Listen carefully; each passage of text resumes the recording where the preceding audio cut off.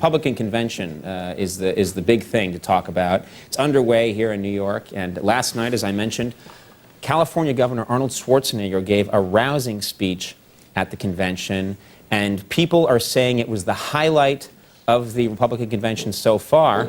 So I thought, right now, we should just take a couple of minutes, and instead of talking about it, let's talk to the man himself. That's right. I scored an interview. Please welcome California Governor Arnold Schwarzenegger. I stole this show. I was a hero. Yeah. I was a hero of the night.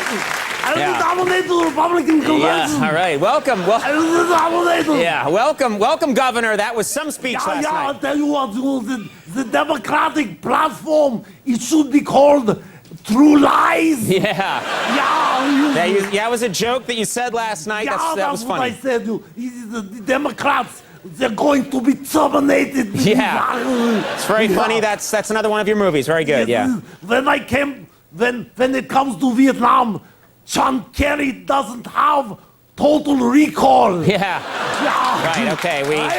We get it. Yeah. That's good. Yeah.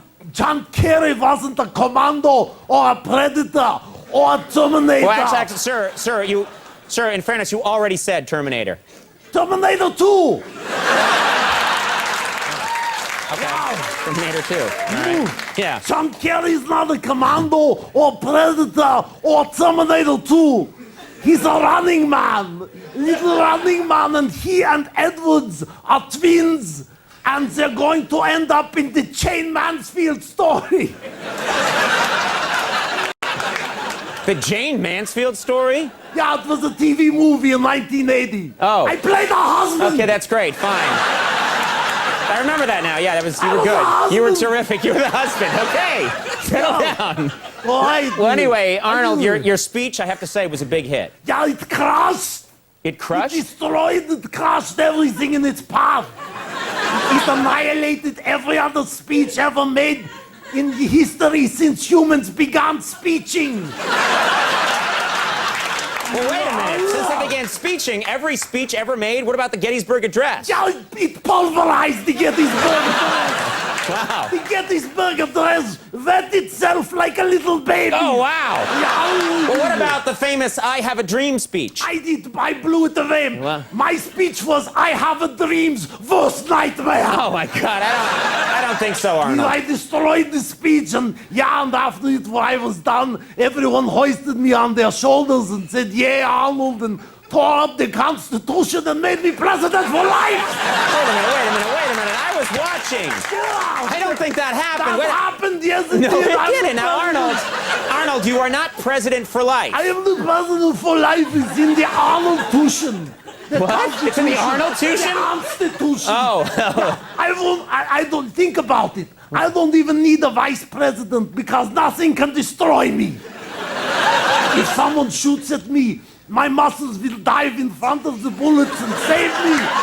And then the muscles will pull the cigar out from their mouths and turn to the camera and say, looks like I worked out.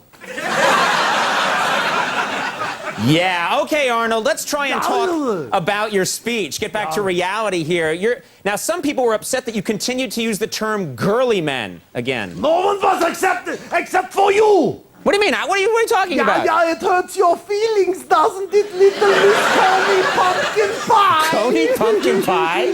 What? I wasn't bothered by when you said girly man. No, But I wasn't bothered by it.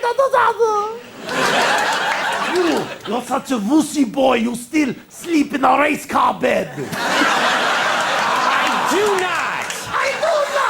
Okay, enough. All right, look. Now listen, what about the other... What was that? I'm recovering. Oh, okay. I'm taking a break from talking. Okay. I need to grunt. Yeah, all right, good. Now, there you go. Go ahead, you're acquainted.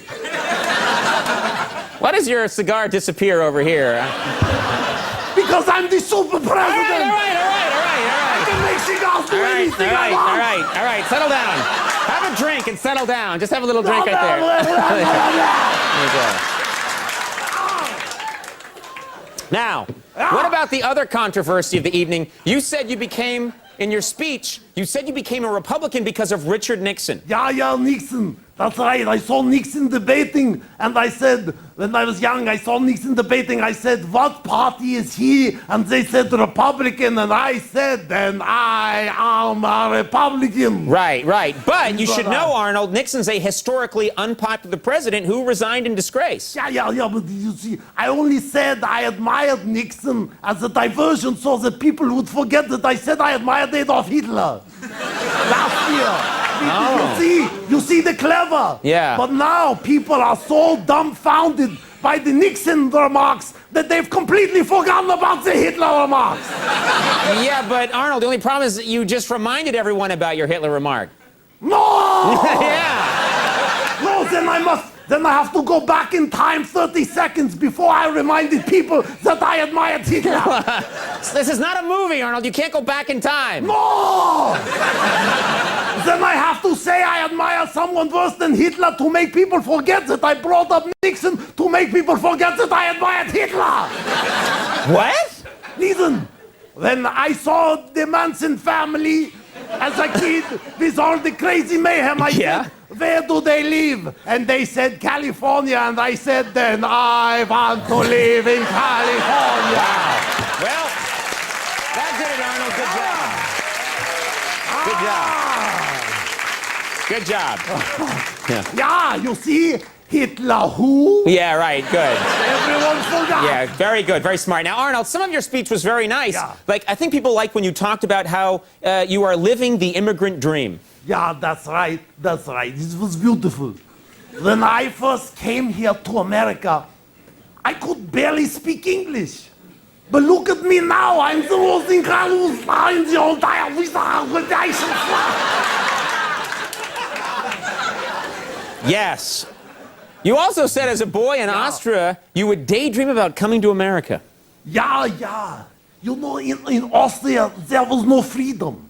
I lived in constant fear that at any time I could be grabbed from my home and thrown into jail simply for fondling the breasts and buttocks of a woman I've never met. Oh, yeah, that's terrible, Arnold. It gets worse. Oh, really? It does, wow. In Austria, if there's only one doll left in a store, one doll left in a store, you are not allowed to fight over it with Sinbad. Instead, the government decides who gets it. That's why Austria will never produce an all-time holiday smash hit comedy like Gigolo de Me. So that's why you decided to come to America? Yeah. When I would come to America, I was penniless. I reached in my pockets. I would feel nothing, except, of course, for my enormous popo. Popo? Okay. Now you've finished your speech. Yeah. Everyone by chanting 4 more years, 4 more years. Yeah, that's obviously something you feel strongly about. Yeah, America, let me finish and say this to you. You cannot let this great leader, George W. Bush, jingle half the way. We must let President Bush jingle all the way. I see, yeah. Now available on DVD. Yeah, right. Okay, I see what you're doing. Jingle all the way. Yeah. Jingle all the way. Yeah. All right, so that's it. Stores. We'll take a break. Arnold Schwarzenegger. When we come back, John C. Riley's here. Stick around. You're crazy.